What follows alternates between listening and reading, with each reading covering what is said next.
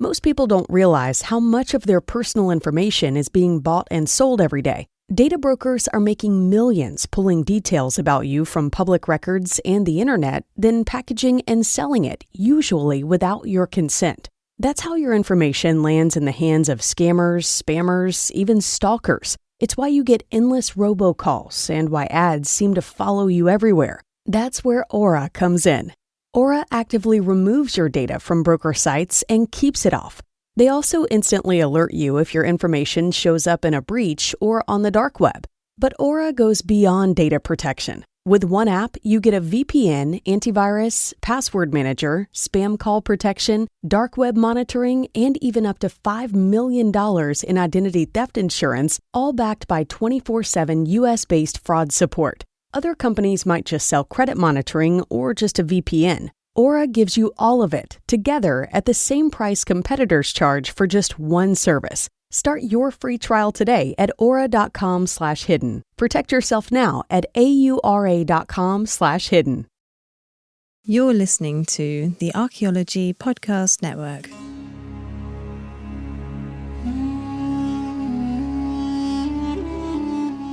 You're listening to the Rock Art Podcast. Join us every week for fascinating tales of rock art, adventure, and archaeology. Find our contact info in the show notes and send us your suggestions.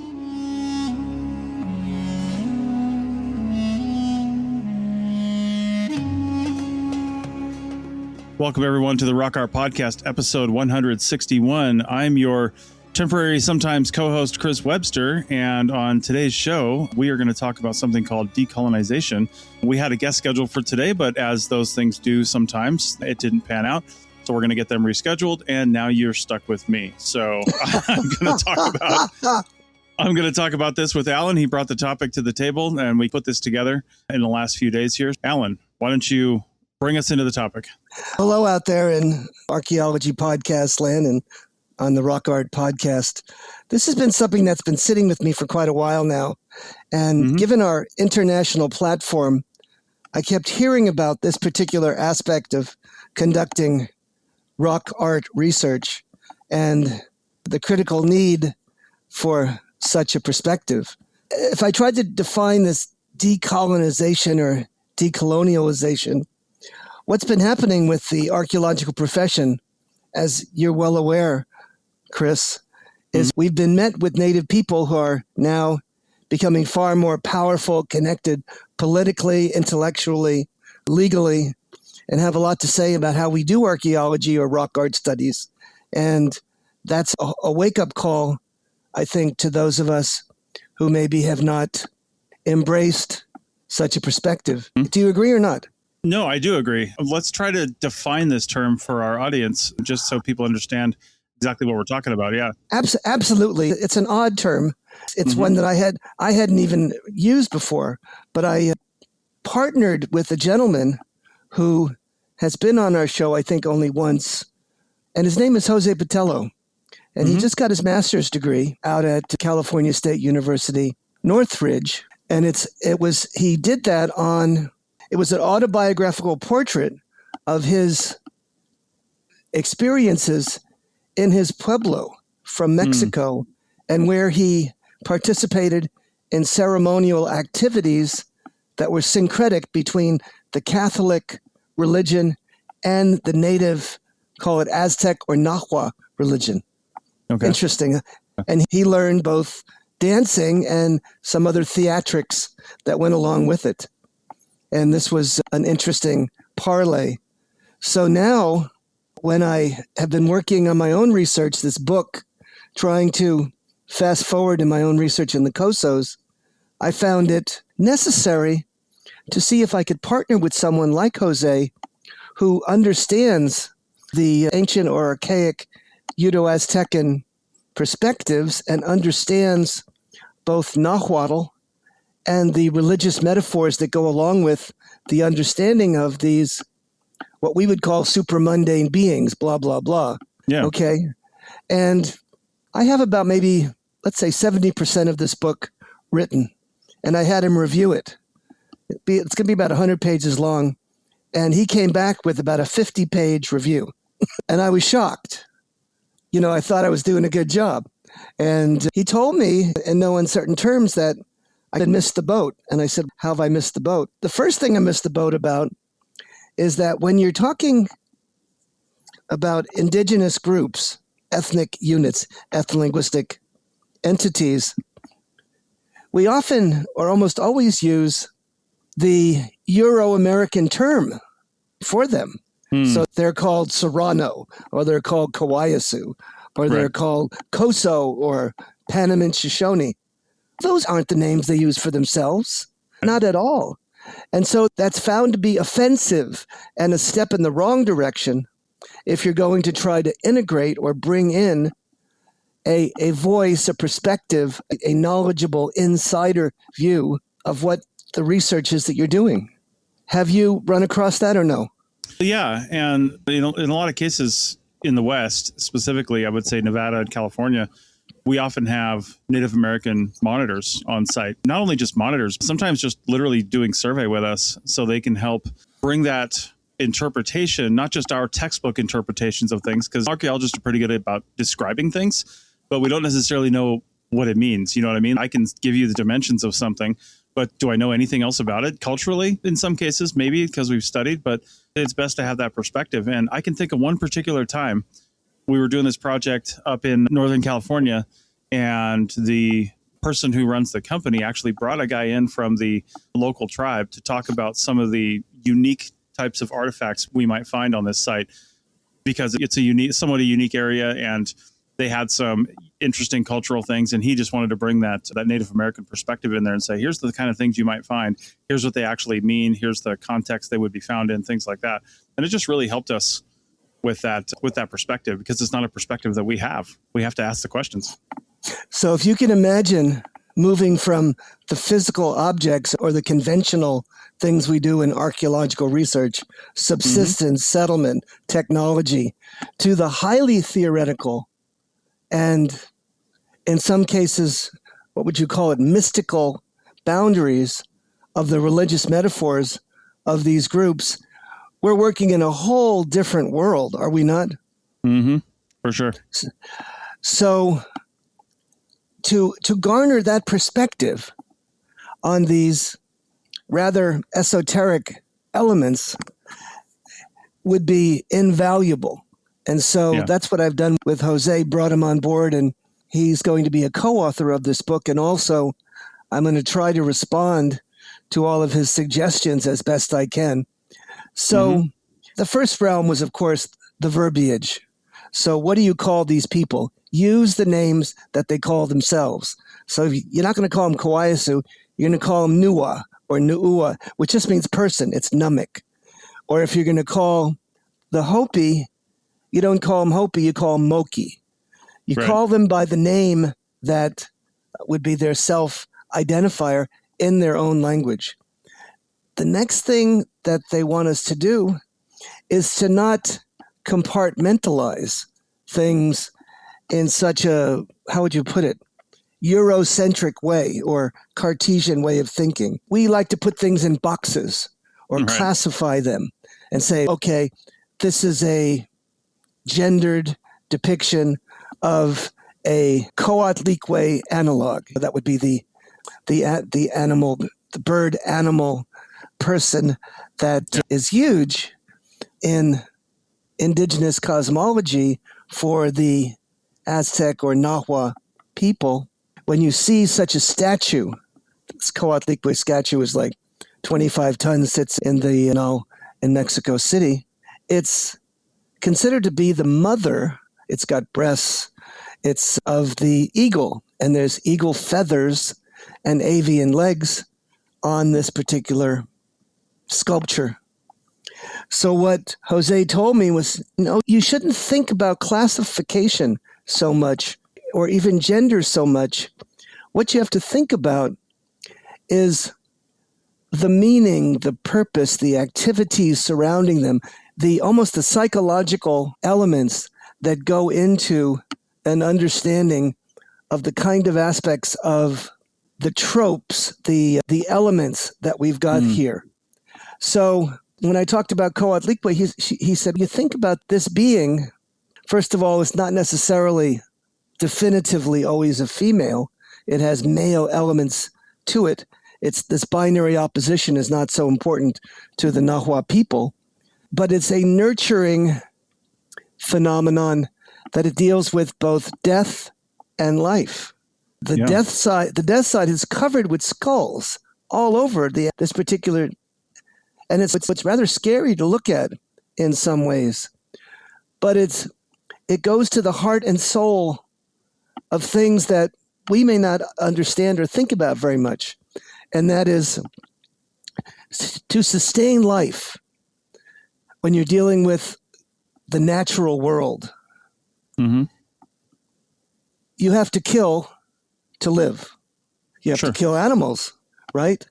You have to harvest plants. And so there is this binary opposition constantly going on psychologically. You are dealing with a means of trying to extract energy and sustenance from the natural environment while having to destroy it at the same time.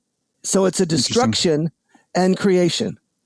And I know that's a little deep and crazy and twisted, but that is the kind of deep-seated psychological kinds of stuff that this religion, this philosophy, this architecture of ceremonialism was all about.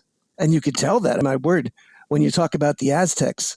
It was a very violent culture in a lot of ways, but in a lot of ways also, it was one that was very uplifting and had tremendous elements to it that were beautiful and enriching and motherly, etc. So at the same time, you have to deal with both sides of that coin. Does that make any sense? Yeah, that does make sense. All right. I think that's a good place to take a break because I've definitely got some thoughts on that. Good. And we will talk about that on the other side. Back in a minute. Welcome back to the Rock Art Podcast, episode 161. This is Chris Webster. I'm here with Dr. Alan Garfinkel, and we're talking about decolonization or decolonialization, depending on how you want to pronounce that.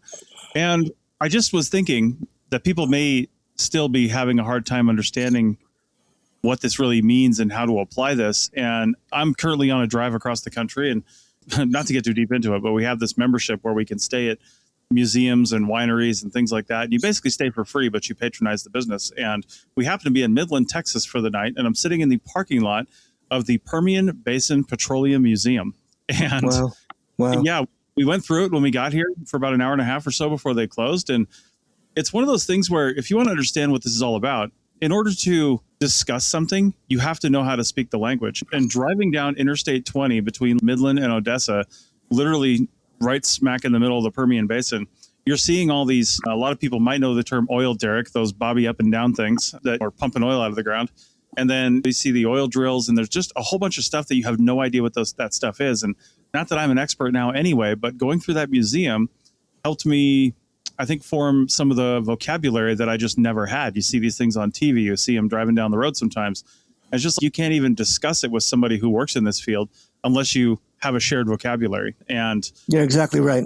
Yeah. And I think it goes to this with any Native American studies or Native anybody studies, is having that shared understanding and vocabulary. So as an anecdote, I remember on the biggest project of my lifetime, second biggest one, we had a group of archaeologists that were asked to do an additional survey over this area that was connected to the project footprint.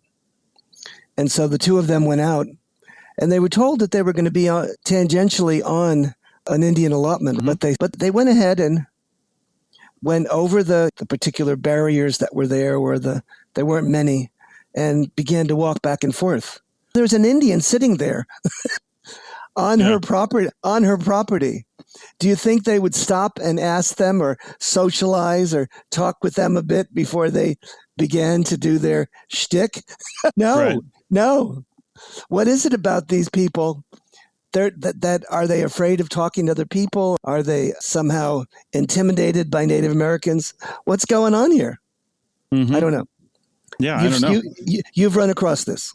Yeah, absolutely. Yeah, especially with archaeologists. We come out of school and we read in textbooks, and let me not dismiss any of that either at the same time, because there are actually several valid perspectives on the archaeological record, on history, Sure, on prehistory, sure, right? of Now, course. Native Americans might not look at typologies. They may not look at putting things in boxes, but sometimes putting things in boxes does give you somewhat of a frame of reference for something, but it doesn't give you 100% of the picture. And on the flip side, Native Americans today may not even have 100% of the picture, and in fact they probably don't, of something that happened 1,000 years ago. They have this ancestral knowledge because a lot of things have been passed down, and they have current practices that are doing that mirror some things that are in the past, so they have that knowledge, but they also might not have the complete picture. And I think when you bring both of these together, you start building a bigger picture of what was actually going on in the past at different time periods.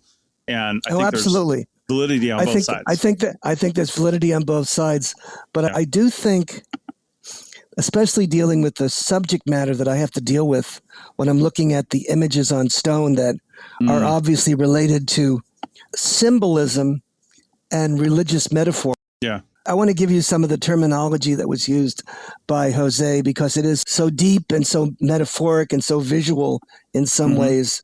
What he talks about when he talks about talking about some of these deities or some of these active supramundane beings or elements, what we're talking about, he doesn't like the term goddesses, doesn't like the term gods. He says that really the Uto-Aztecan cosmology, you can't even talk to him about Mother Earth or celestial goddesses like analogs. Those are all Western concepts. What he talks about is energy. He talks about mothering. He talks about these connections of personalities that are really above nature, intervening in the world from outside. They're not separate beings who own the forces they express. They gather up these forces and then use them for the goodness of the people. They use them, they talk about vortexes, and they talk about energy, they talk about movement, they talk about love and the way in which this mothering effect can bless the people. It's a cosmic process. And even she or he is not something that they necessarily have to have a division on, because often, and I come to understand this, in Nahua or Aztec cosmology, really didn't matter that much. A particular god or goddess could have both male and female aspects to their singular nature. And just like with Catholicism, we have a God that's 3 in 1. Yeah, How the heck exactly. is that? How could it be 3 in 1? It's a mystery. Well, one of those Because it mysteries, is. right? Yes.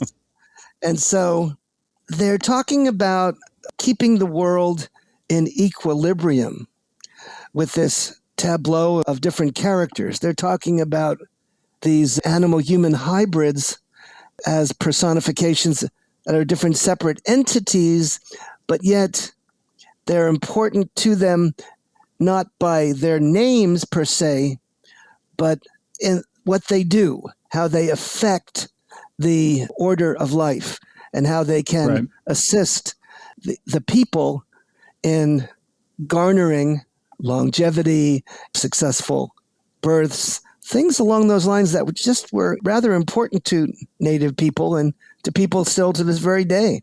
And Go ahead. just a thought, because to go back to segment 1, bringing in Jose to talk about these perspectives that they have today, basically, and how you interpret your rock art.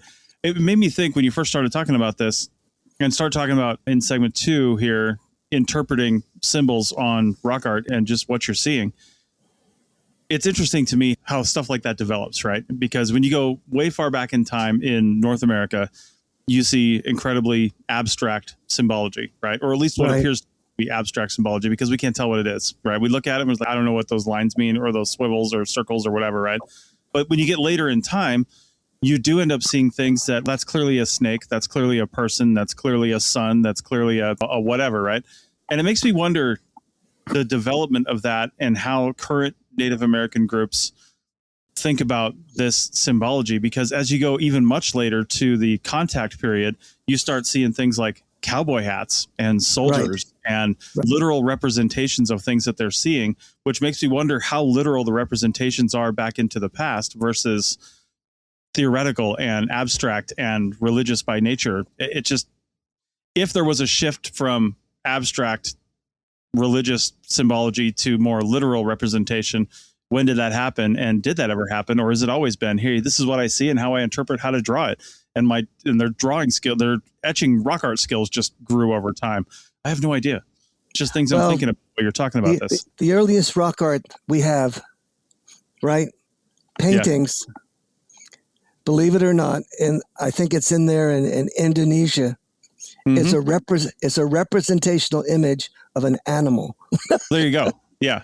Now that's interesting, because when you look at North America rock art, from my understanding, cross-culturally, and there's books out on this, it was abstract at the base, and only as it emerged later in time became more naturalistic and representational. And you're exactly right. It has a basal antiquity of these rather simplistic and abstract design motifs that we would have a hell of a time trying to understand. Which is interesting in and of itself, because rock art goes back tens of thousands of years. And when you look at the people, let's talk about current theories of the peopling of the Americas, right? Sure. We go back 14, 15,000 years with really good hard evidence. We go back 20, 25,000 years with less good evidence, but still there.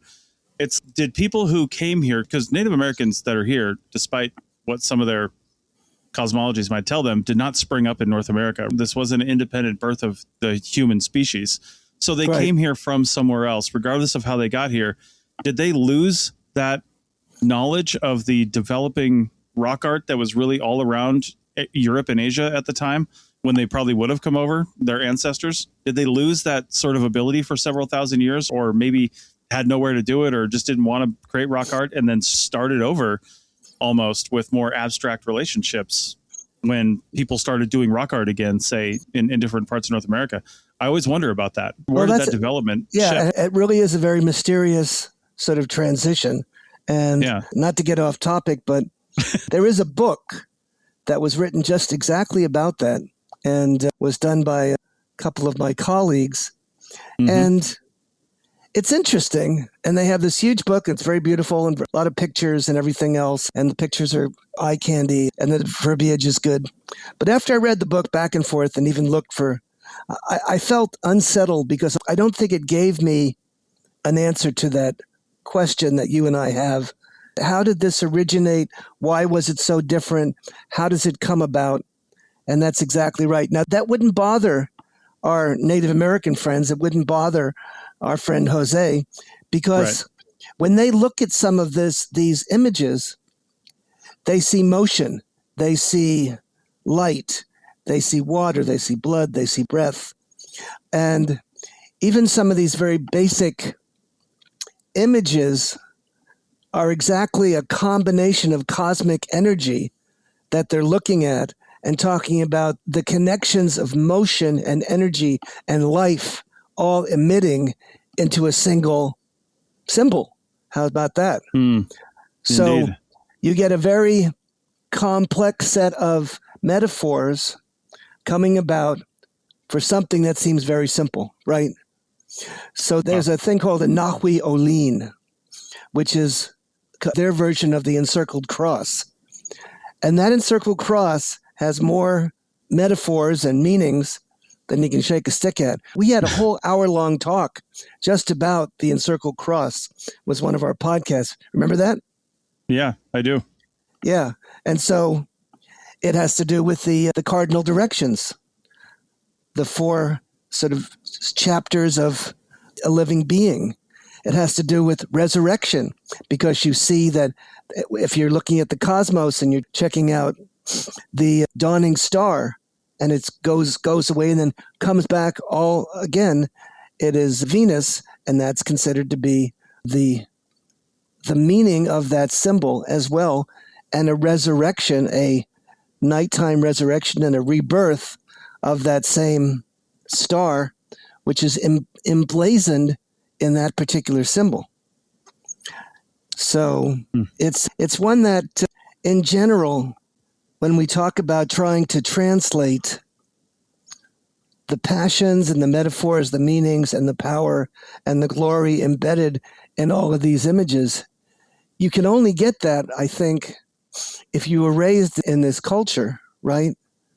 Yeah. And then and this is going to take me in a sort of a right-hand turn, but it's important that almost without exception, all over the world, the native people used an ethnogen, some sort of either a psychotropic plant or some other means of garnering non-ordinary reality.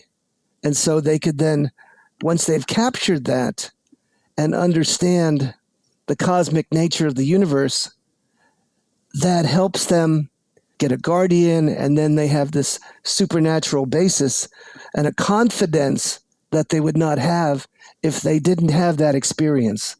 Do you understand what I'm saying? Right. Yeah, I do. Let's go ahead and take a break, and we'll wrap this up with that. We'll start that discussion on the other side. Back in a minute. Welcome back to the Rock Art Podcast, episode 161. We're talking about decolonization, and we're going to try to wrap all this up in the last segment here and solve all the world's problems. Alan, put a bow. We're gonna put a bow on it. I think what I'm trying to say is, first of all, to go back to the very start of this. If you want to do good research and you want it to be accepted by others, you're going to have to open up your mind and somehow entertain the notion that there's totally other ways of thinking about this material culture. Mm-hmm. Totally different. Not non-Cartesian, non-linear, and it opens up an entire different way of understanding the world. It has to do with circuits and connections and supernatural beings, and no distinctions that are black or white, but they're always in the gray or have other ways of doing things. It has to do with really capturing the buzz of the universe and the way in which we can understand the cycles, the power, the wind, the rain, the mountains, everything alive, and even everything that we think is, let's say, non-animism, okay? That is that doesn't have agency or life, because as a native person, everything has life, every single thing. Yeah. And it's all part of this glorious whole that the physicists are beginning to show us, that everything has agency, connections, it makes decisions, and even those things that we think are not conventional, not alive, have life in them in some way or other. You understand? Yeah, for sure. That's a perspective that a lot of people doing this work don't have, right? No, so it's difficult to understand how to interpret things with a lens and view of the world that way. You know what I mean? They would say these guys have drank the Kool-Aid. Which is, I think that's why it's important for people to get out and just travel, just to speak to non-archaeologists listening to this, just to understand the world around you in a little bit better way. You do that better by experiencing other cultures. I literally just got back from Mexico. It's our 4th year going down there. Was there 6 weeks this time around. And you have to understand things like Mexico time and things like, how things work at a restaurant and how things work at the grocery store. It's just different, and you can't put your bias on it. We see plenty of people, Americans and Canadians, that come down and they just get all hot and bothered with somebody because they're not behaving in a way that they expect. This isn't Canada, and this isn't the United States. This is Mexico. So you have to behave the way they behave and expect things that they are going to. They call us the ugly Americans, right? Exactly, right? So and I've seen that in action. Even people who consider themselves anthropologists, archaeologists, whatever, they have this cultural ethos that they expect people to understand and timely bring them what they ask for and blah, blah, blah. And it just doesn't work that way. It's not conventional. As you say, you have Mexican time and you got other ways of thinking and doing. And it harkens back to maybe the indigenous past. The Mexica, the Mexicans were created by the connection of the Spanish with native people. And so often when you see their ceremonies, their religious activities, they're a combination of both Native American and Catholic theology, which is amazing to think of. And I have not seen a lot of that, but some I have. Some I have, and I've begun to understand a little bit about it. Even here in Bakersfield, there was a parade of Mexican people, and they were celebrating the Virgin of Guadalupe, the Mother Mary, and they all paraded down to this facility where they, of course, all got drunk with drinking all kinds of things. But they had a mountain of food and a statue of Mary where they went to. That was the shrine, right? Yeah. So what's that all about? You're right. I don't know. It's just phenomenal the way that happens, to be honest with you. So yeah, it's about abundance, the mothering. When I see the Mexican people here in Bakersfield, when they have that date for the feast of Mother Mary, the Virgin of Guadalupe, it is crazy, wild. They have enormous amounts of flowers covering the Virgin of Guadalupe image. And then they get up at 4 a.m. and have this music and dance and celebration and all of this. And then they have this passion with Mother Mary and the Virgin of Guadalupe. When I was there in Mexico City and went to the shrine, went to the basilica, I went to a museum. Yeah. And in that museum was the Museo de Milagros. It was the Museum of Miracles. I said, I got to see that one. Right. So you walk in, right? On the right-hand side, there's all kinds of tin. Pictures of tin all over from the top to the bottom. All of those represent a miracle that they believe was fostered by prayer to the Virgin Mary. And on the other side is all of these little ornaments. They're either silver or gold, which shows how through prayer, miracles have happened. Heals their eye, here's their legs, here's their back, whatever, all these different pieces of human physiology arrayed on this enormous representation in terms of the milagros, the miracles. Yeah. And that's pretty amazing. That is pretty amazing, honestly. Again, how do we bring this all back? How are you updating your book, basically? You had 50 pages of review. Let's bring this all back full circle. Yeah, right. How are you going to deal with this? How can you, as a white anthropologist? First I have to make sure I change all the names of the Indians to their self-referential. So that one's easy. But the next thing I've got to somehow do is emphasize the attributes of these supramundane beings and not the classic elements, putting them in boxes. I can't call them, these are not goddesses. These are not gods. They're not deities. They're not supramundane beings. They are representations of the entanglements of this cosmic relationship. Yeah.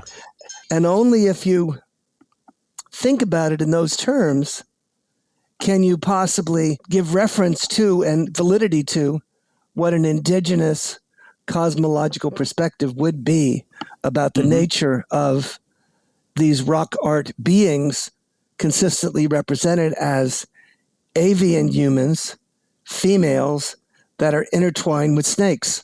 Tell me what that all means, Professor. Yeah. Right?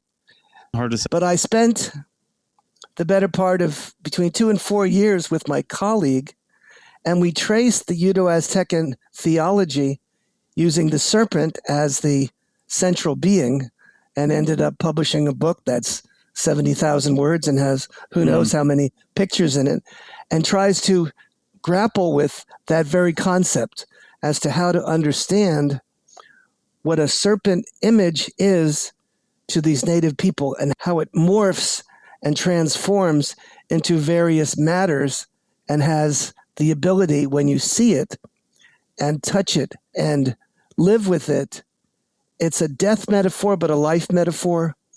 It has all of these binary elements to it. It has to do with rain and also has to do with the ability of producing largesse. So just this one physical entity has so much power and meaning and variety to it that you have to grapple with trying to better understand that. Wow. Yeah. That's a big task. Yeah, but it's doable. It's definitely doable. I think you have to dismantle your structure of knowing and remember that we're Euro-Americans, we're people that have conventional ways of thinking, put things in boxes, and scientists. But you've got to pair that also bringing in the other levels of native thought and native perspective and native visions to justify and really bring it to the fore so that both sides of the coin can appreciate the images and the beauty of what this all represents. It's just a final thought for myself on this. Like you said, we like to, as people in general, not just archaeologists, but we like to put things into boxes, right? So we can understand them. And we have to have the right box with the right size and say, okay, you fit here now. And even when we have this perspective and we gain this from other people, like you're discussing in this episode, sometimes that just means our box either got a little bigger or we got a few more boxes, right? But we're still trying to put things into boxes. And it just made me think about like culture and society as a whole, in that, you know, the further back you go in time, the more boxes there are. But the closer you get to now, the fewer boxes there are. And there's still quite a few boxes in the world that we can put people into culturally. But I'll tell you what, the more homogenous our entertainment and the internet and just the global shared perspective gets, the fewer boxes there are. And I don't know if we'll ever get down to one box like they are in like sci-fi movies where the whole world is just, oh, those are Earthlings. They're in the box of you're from Earth. That's probably the extreme end of this. But it's just interesting how more we align towards each other. And then you go further in the past and people were different and more different, even across valleys, than people would be today. So, but I think basically the one thing there's a takeaway here is the term reciprocity. If we think about animals, if we think about people, if we think about sharing this wonderful thing we call life with others and other things, other people, other beings, then if we open our hearts and minds and souls to that idea, that's the kernel of what much of what this cosmological stuff of natives, I think, is telling us. For sure. All right.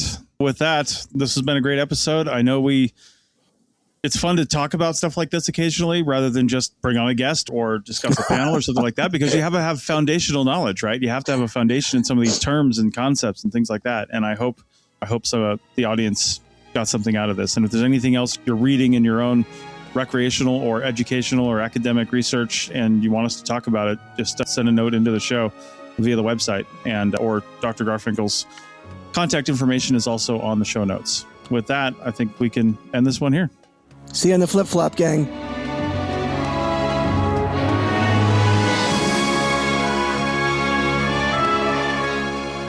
Thanks for listening to the Rock Art Podcast with Dr. Alan Garfinkel and Chris Webster. Find show notes and contact information at www.archpodnet.com/rockart. Thanks for listening, and thanks for sharing this podcast with your family and friends.